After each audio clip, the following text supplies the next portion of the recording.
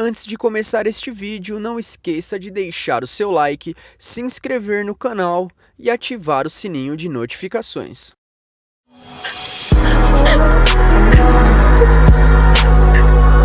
Bom dia, Vitória, tudo bem? Tava aguardando entrar alunos, mas já que você entrou, vou começar então, tá bom? Pra gente não perder tempo, porque infelizmente são só 30 minutos, tá?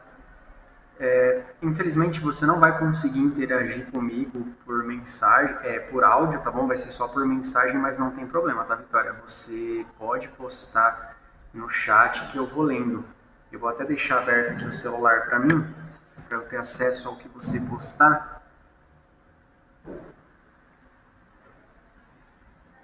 Cadê?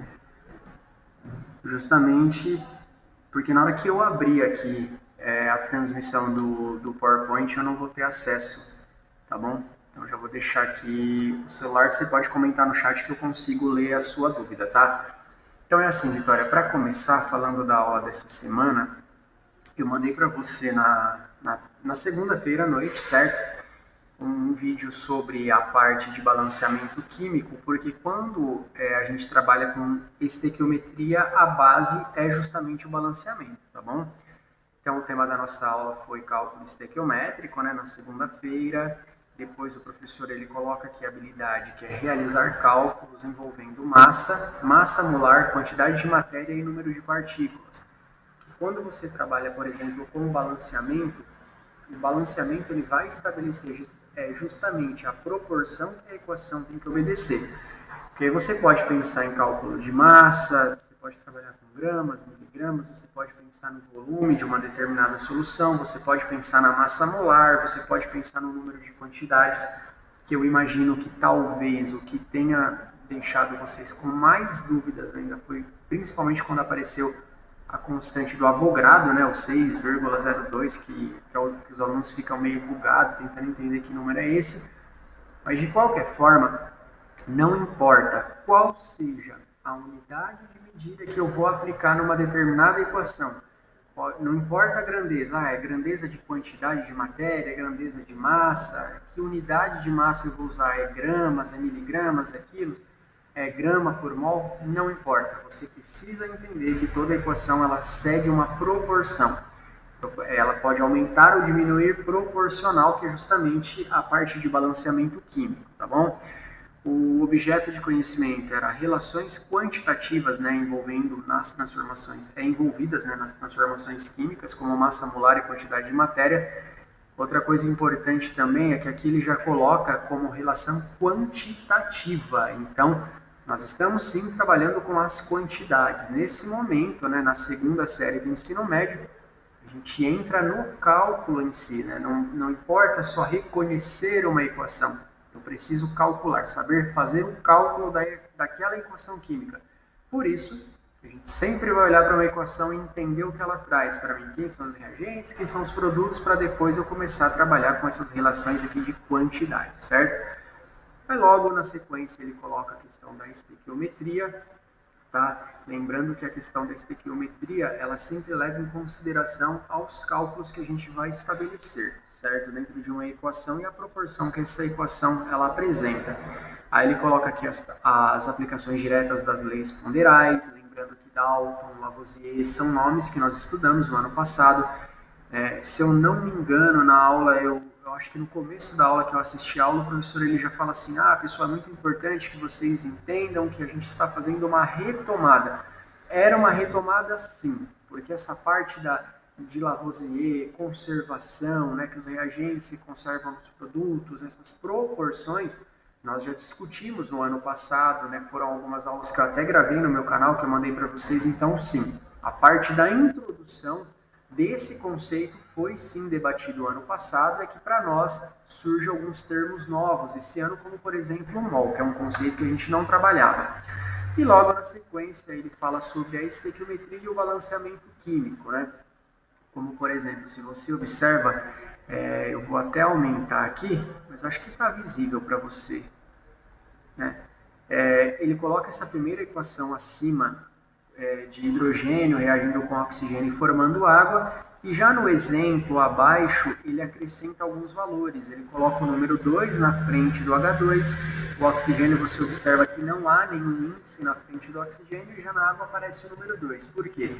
Porque o exemplo acima, ele descreve a equação. Ele te diz que hidrogênio com oxigênio, né, a combustão aqui do hidrogênio, a queima do hidrogênio com oxigênio forma água. Mas é uma análise mais qualitativa. Você entende que os reagentes são esses necessários para se formar água, vapor de água. Mas abaixo ele já determina a quantidade. É igual eu falar para você assim, olha, eu quero fazer um bolo de chocolate, o que eu preciso? Eu preciso do fermento, eu preciso, por exemplo, de uma barra de chocolate, eu preciso de leite, de fermento, já falei, né, farinha, enfim, eu preciso dos ingredientes. Tá, legal, são os ingredientes que são utilizados, mas qual é a quantidade? Quantas xícaras de, por exemplo, de farinha, né? A barra é uma barra inteira, meia barra, então tem que ter uma quantidade para que não haja um excesso, para que não falte nada. E é justamente isso que o balanceamento propõe. E por que eu estou falando do balanceamento? Porque vai chegar um momento aqui da aula que você vai ter que utilizar justamente esses índices para entender por que as massas foram transformadas, tá? Eu vi que entraram alunos agora na aula. Pessoal, eu não consigo escutá-los, então sempre que surgir alguma dúvida, coloca no chat aí que eu consigo fazer a leitura, tá bom? E logo na sequência, aí ele já dá um exemplo, tá? Ele já entra na parte da exemplificação, ele coloca aqui a síntese, né, do gás de óxido de enxofre, poderia ser qualquer equação química, pessoal, não importa qual seja a equação, tá? O importante é que vocês entendam o que vocês têm, vocês entendam como se faz o cálculo e de que maneira esses índices vão interferir nessa massa total, tá bom?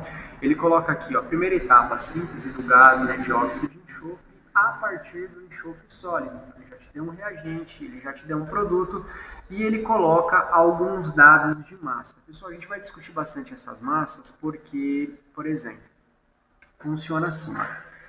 Essa seria a equação química. Eu vou aumentar aqui, deixa eu ver se eu consigo editar logo direto o tamanho da fonte para ficar maior para vocês visualizarem, tá? Sem mexer na formatação do professor. Então, acho que aqui já dá para enxergar bacana. Então, quando você observa essa equação química, o que ela te diz? Ela fala que enxofre sólido, tá? Lembrando que esse S indica que a substância está no estado sólido, que o enxofre no estado sólido mais o gás oxigênio aqui no estado gasoso, essas duas substâncias, quando elas reagem, elas formam o dióxido de enxofre. Então, essa equação ela descreve para mim o processo, certo?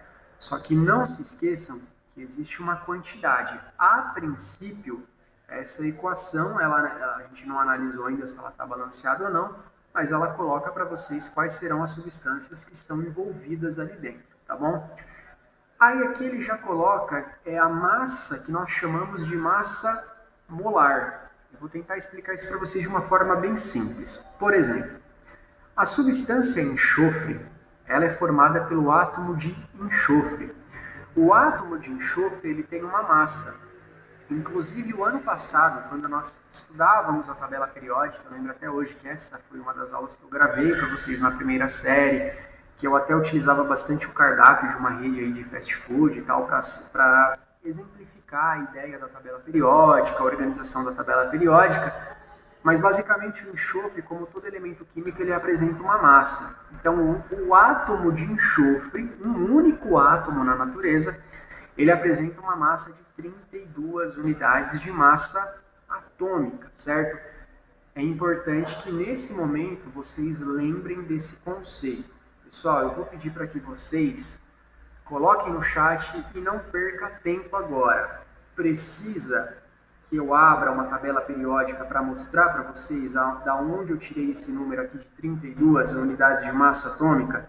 Ou todos sabem, porque esse cálculo vocês já têm que saber fazer utilizando uma tabela periódica, tá? Então, se colocou um sim aqui, eu entendi que o aluno não lembra. Então, eu vou colocar aqui, ó. Vamos lá. Então, vou abrir uma tabela periódica para vocês, tá? Só para vocês lembrarem, vou colocar imagens grandes aqui para ajudar bastante, para vocês lembrarem o seguinte, tá? Eu vou deixar só carregar.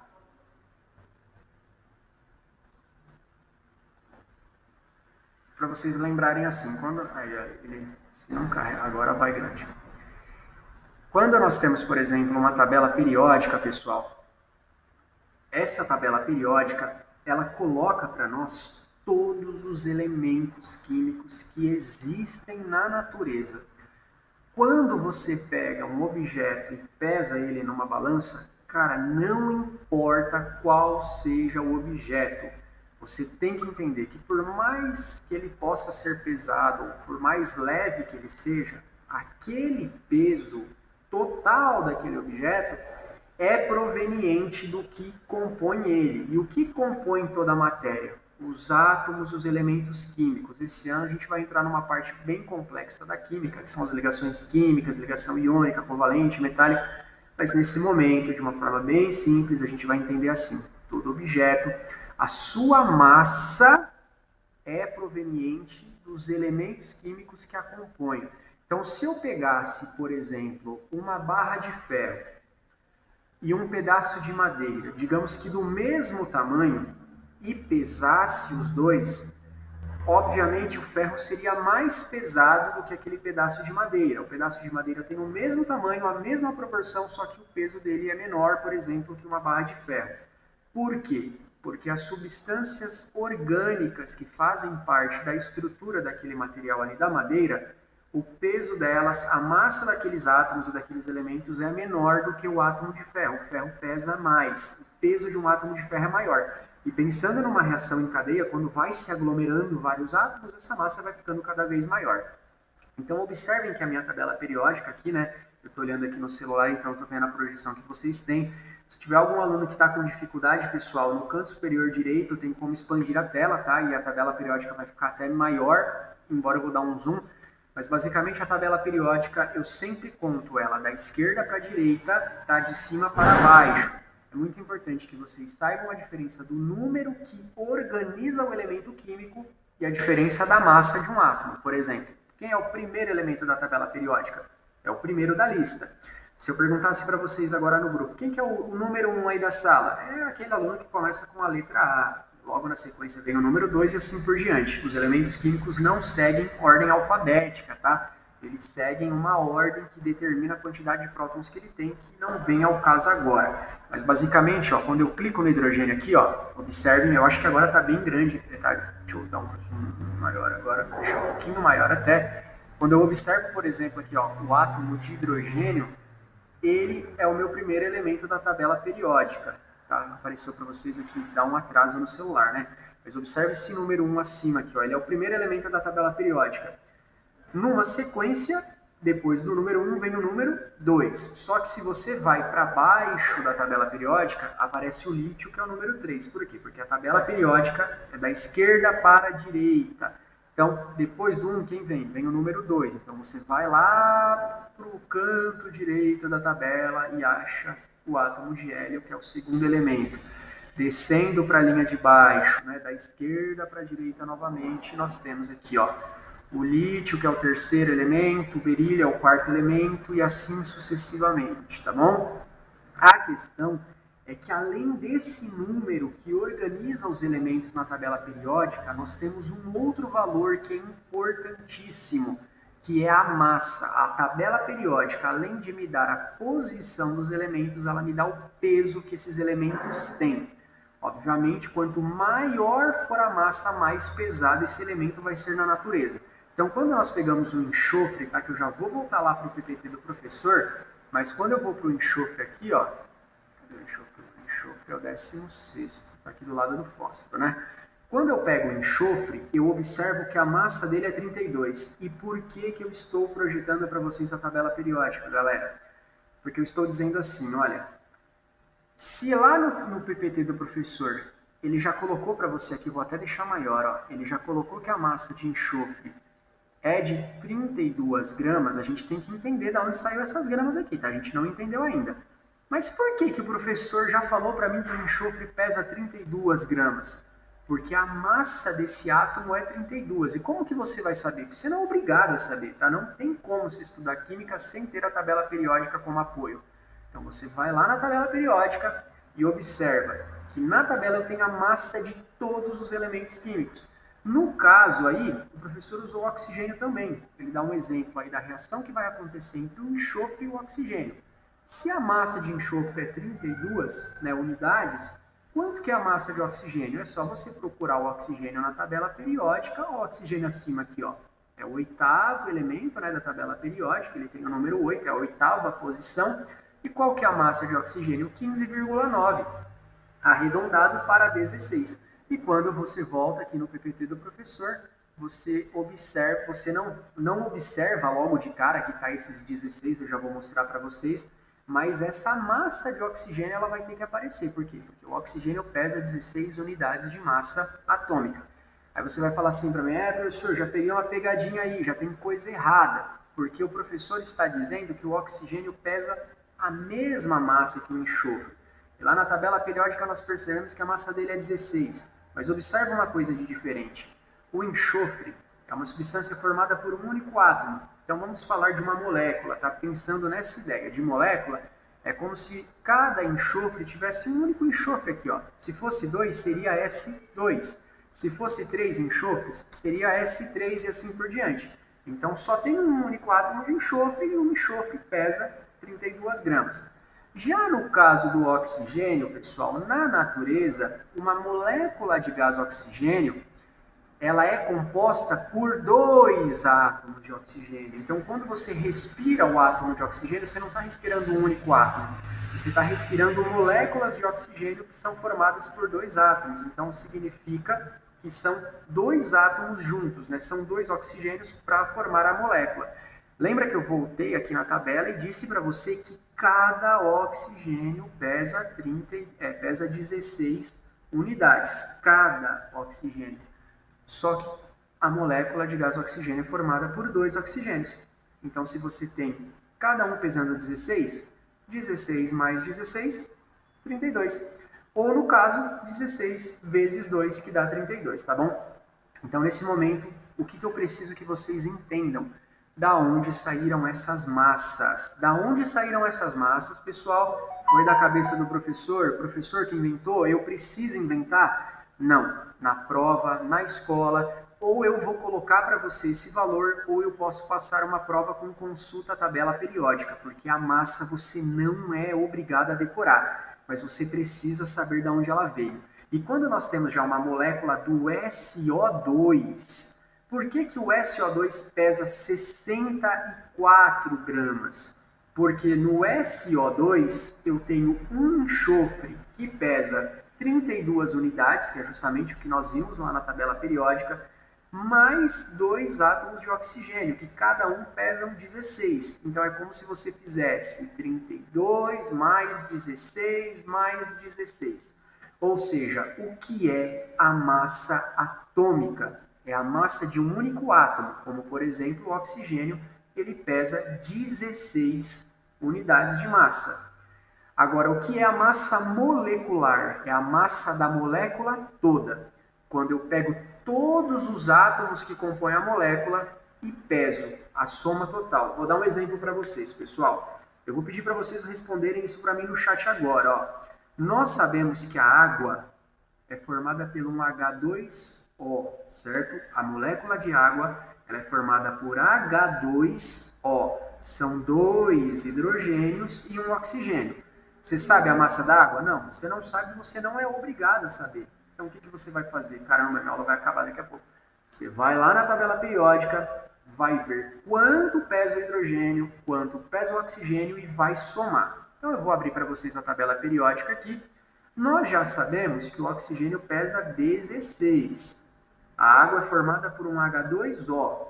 Então, quantas vezes eu vou usar a massa de oxigênio? Pensa comigo, H2O. Agora eu vou lá para o hidrogênio, tá? Lembrando que vocês sempre poderão consultar a tabela periódica, tá? E já a massa de hidrogênio é 1,008. Pensa, a próxima casa depois da vírgula é um zero, é 1,0. Então a massa de hidrogênio é 1. Se o hidrogênio pesa uma unidade e o oxigênio pesa 16, e eu tenho H2O, qual é a massa total da água? Coloca para mim no chat o primeiro aluno rapidinho aí, só para mim ver se vocês entenderam essa primeira lógica de massa atômica ou massa molecular. H2O, hidrogênio pesa uma massa, uma unidade. O oxigênio pesa 16. Então, qual vai ser a massa total da água? Só essa continha dá para fazer de cabeça.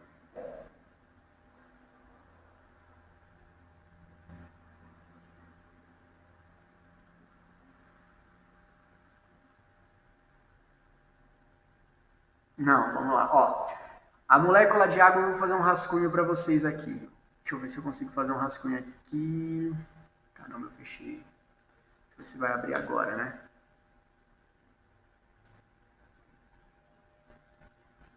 Se bem que eu posso abrir no próprio gravador de tela. Posso abrir eu posso abrir uma caneta aqui, ó. Vamos pensar, pessoal. Ó, a água é formada... Vocês conseguem enxergar isso em evidência? Deixa eu ver se eu consigo colocar um slide novo. Não consigo colocar aqui no canto. Ó, a água é formada por um H2O, certo? Então, eu tenho 2 átomos de hidrogênio, tudo bem? E um único átomo de oxigênio.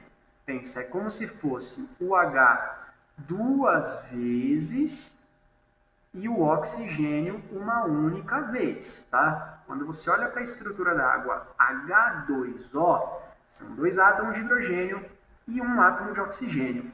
Nós já vimos na tabela periódica que cada hidrogênio pesa uma unidade, cada um. Então, cada hidrogênio aqui vai valer uma vez. Então, é 1 mais 1. E já no caso do oxigênio, nós já vimos na tabela periódica que ele pesa 16 unidades. Então, o oxigênio pesa 16, certo? Lembrando, pessoal, que esses valores que eu usei, o 1 e o 16, você não precisa decorar, cara. Você só tem que saber da onde você tira. Se eu passasse para você assim, olha, calcule a massa agora, por exemplo, do cloreto de sódio, do sal de cozinha, que é formado por NaCl. Você tem que ir lá na tabela periódica e achar a massa do sódio, do Na, e você vai achar a massa do Cl. Quanto a isso, pessoal, esses valores vocês precisam entender que é a tabela periódica que dá. Isso você vai consultar. Agora, a soma, entender que se cada hidrogênio pesa uma unidade e a molécula de água tem 2 hidrogênios, mais um oxigênio, ou seja, dado o valor da tabela, um hidrogênio, uma massa de hidrogênio mais uma massa de hidrogênio, mais 16 de unidade de massa de água são igual a 18, então esse cálculo é você que tem que fazer. É a mesma coisa se eu falasse assim para vocês, olha, calculem a massa para mim aqui do gás ozônio, que é o O3. Aí você vai até onde você consegue usar a tabela periódica como consulta. Você vai olhar e vai falar assim, bom, essa substância é formada só pelo oxigênio. Então quem que eu vou procurar na tabela periódica? Só o oxigênio. Eu entendo que são 3 átomos de oxigênio, é um O3. Então, dado o valor que a tabela me dá, eu vou somar 3 vezes, né, a massa de oxigênio, ou posso estar multiplicando por 3, tá bom? Então é muito importante que vocês nesse momento entendam que quando a gente fala de massa, a massa de uma matéria, ela depende dos seus átomos e elementos que a compõem, tudo bem? Então é a soma dessas massas que determina a massa de um material. Só que aí tem uma coisa interessantíssima, pessoal, que o professor... Como que eu faço aí agora? Caramba, acho que se eu clicar aqui, será que...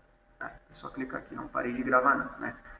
Só que tem uma coisa interessantíssima que é a seguinte, o professor, ele já coloca para nós, como tema dessa aula, uma unidade chamada de gramas por mol. O que seria essa unidade gramas por mol?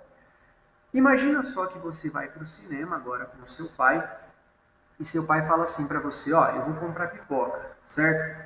Aí seu pai chega com um potão enorme, e dentro daquele pote tem uma única unidade de pipoca. Caramba, você fala assim, vou pro cinema, eu imagino um pote cheio de pipoca. Quem come uma única pipoca? Quem come um único grão de arroz? Quem come um único grão de feijão, por exemplo? Ninguém, né? A gente come uma porção de matéria maior. Se você pensa na matéria isolada, numa única unidade dela, é uma coisa insignificante. É a mesma coisa a massa atômica. Essa massa que a gente calcula da tabela periódica é um valor que não tem significado nenhum, que seria o peso de um único átomo. Por isso que existe a necessidade de se converter essas massas atômicas no que nós chamamos de massa molar. que é a massa da substância em um mol. Pessoal, eu vou tentar resumir isso para vocês porque nós temos apenas um único minuto, tá? E infelizmente a minha aula é a primeira do plantão. Significa que logo na sequência vocês terão mais duas, tá bom? Mas basicamente assim, mol é uma unidade de quantidade, é igual dúzia. Quando você fala dúzia, você não importa qual seja o objeto, tá? Dúzia são 12 unidades. O mol é a mesma coisa, só que o mol a gente está falando de um número grande, absurdamente grande, que é o 6,02 elevado a 23.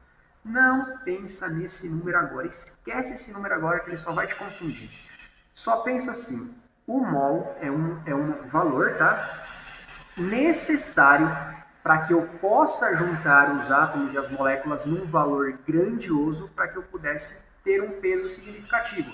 Você já imaginou se arroz fosse vendido a grão? Quem vai comprar 1 grão ou 2 grãos? Então a gente pensa no arroz em massa, a gente compra 5 quilos, né, 10 quilos, sei lá, a gente pensa num valor de massa, que em 5 quilos de arroz você tem um monte de grãos lá, tanto faz a quantidade, o que importa é o peso. Então o mol ele fez justamente isso, foi uma unidade necessária para que se convertesse a massa dos átomos em grama. Grama é um valor que a gente utiliza no nosso dia a dia, tá bom? Aí para você falar assim, professor, mas como que eu posso entender isso de uma forma mais simples? Eu vou te mostrar, olha. Pesamos a massa da água. Quanto que é o peso de uma molécula de água? 18 unidades. Você usou a tabela periódica e calculou essas 18 unidades. Não foi isso que você fez? Você usou a tabela periódica lá. Só que você não está falando de uma gota de água. Você está falando de uma molécula pequenininha de água que não tem significado nenhum. Então, os químicos utilizaram esse mol justamente para transformar aquela massa da substância em gramas. Então, quando você pensa em um mol de uma substância, seja ela qual for, é como se você pegasse aquela substância, juntasse muita amostra daquela substância, como você pegasse várias moléculas de água e fosse juntando, até transformar aquilo na massa de água em gramas. Ou seja, um mol de qualquer substância vai apresentar o peso da substância de unidades de massa atômica em gramas. É só isso que você fez. Ou seja, quanto que pesa um átomo de enxofre? Pesa 32 gramas. Quanto que pesa aqui uma molécula de gás oxigênio? Pesa 32 unidades. Se eu pegasse um mol dessas substâncias, você só está convertendo de unidades em gramas. É basicamente isso, tá? Só nós passamos 2 minutos, eu vou só tentar trazer um exemplo aqui do professor. Né? Ele até pede para você fazer um cálculo aqui, mas seria basicamente assim, ó, de uma forma mais simples para eu encerrar essa aula e vocês não perderem tempo na aula de outro professor. Aqui nós temos a substância nitrogênio, tá? Lá na tabela periódica, o nitrogênio pesa 14, só que eu tenho 2 N's. Então eu tenho que pegar esse 14 e somá-lo ou fazer 14 vezes 2, que dá 28. Quanto pesa um átomo, uma molécula de nitrogênio?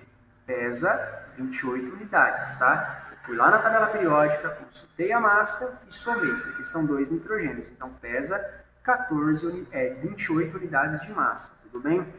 Aí eu falo assim para você, dá para pesar isso numa balança? Não, não dá. Então, o que os químicos fazem? Eles convertem, pega aquele único átomo ali, ou aquela única molécula, e vai somando, e vai aglomerando. É igual, por exemplo, um saco de arroz. 1 grão só, se coloca lá na balança, não sai valor nenhum.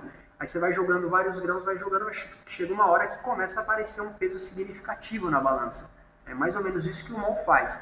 Então é só você pensar que se uma molécula de nitrogênio pesa 28 unidades, lembrando que esses 28 eu tiro da tabela periódica, como que eu posso transformar essas unidades em grama? É só eu converter em um mol. Ou seja, 28 unidades de uma molécula, quando eu ajuntar várias moléculas dessa em um mol, eu vou ter 28 gramas, tá? Pessoal, isso é tão simples que eu tenho certeza que para vocês ainda deve estar muito confuso e a gente sabe que esse ensino remoto ele não ajuda muito, tá bom? De qualquer forma, pessoal, nós vamos retomar esse assunto na semana que vem novamente e eu pretendo no plantão da semana que vem trabalhar só com a exemplificação, tá? O professor ele trabalhou com alguns cálculos aqui, né, transformando isso já em gramas, massa molar. Massa molar, pessoal, e massa atômica é o mesmo valor, tá? De uma forma simples. Quanto pesa um átomo de hidrogênio? Pesa uma unidade de massa. Tá? Eu vou dar outro exemplo aqui, pessoal. Eu sei que eu estou pegando aula de professor, eu não deveria. Mas, ó, para ficar mais simples, vamos falar do ferro, cara, o ferro. O ferro aqui, ó, ele pesa... o sódio, vou falar do átomo de sódio. Ele pesa aqui, ó, 23 unidades de massa. Um único átomo pesa 23 unidades de massa. Não dá para se calcular essa massa no nosso cotidiano. Então, se eu pegasse um mol de sódio, ou seja, se eu for aglomerando, jogando um monte de sódio na balança, até atingir um mol, que massa que vai aparecer na balança? Vai aparecer esse mesmo valor aqui, os 23 vão aparecer na balança, só que vai aparecer em gramas. Então, a massa molar é justamente a massa do átomo convertido em gramas. E como que a gente faz isso? A gente ajunta, vai ajuntando, jogando um monte de matéria ali, vai aumentando a quantidade de matéria, e é natural, quanto mais coisas você coloca numa balança, mais a massa vai aumentando, tá bom? É uma forma simples de conversão, tudo bem, pessoal? Pessoal, vou encerrar a aula por aqui, lembrando que esse assunto é muito complexo, então semana que vem nós vamos retomar, tá? E uma novidade, essa transmissão foi gravada, eu vou disponibilizar no YouTube para que vocês assistam novamente depois, caso necessário, tá? Pessoal, um grande abraço, fiquem com Deus e até a próxima transmissão.